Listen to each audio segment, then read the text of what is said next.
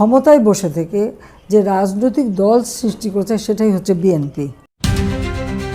টানা ১৭ বছর আঁকড়ে থাকা আওয়ামী লীগের এখন পাগলা ঘোড়ার মতো অবস্থা। ক্ষমতাচ্যুত শেখ হাসিনাকে ছাড়াই চলছে নির্বাচনের আয়োজন, ভোটের সময়ও নির্ধারণ। প্রস্তুত সরকার, প্রস্তুত রাজনৈতিক দলগুলো, প্রস্তুত নির্বাচন কমিশন।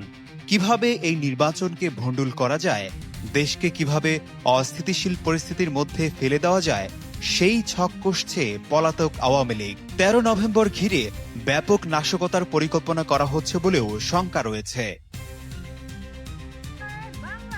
মূলত আন্তর্জাতিক অপরাধ ট্রাইব্যুনালে সাবেক প্রধানমন্ত্রী শেখ হাসিনার বিরুদ্ধে দায়ের করা গণহত্যার মামলার রায় ঘোষণার তারিখ জানা যাবে আগামী ১৩ নভেম্বর।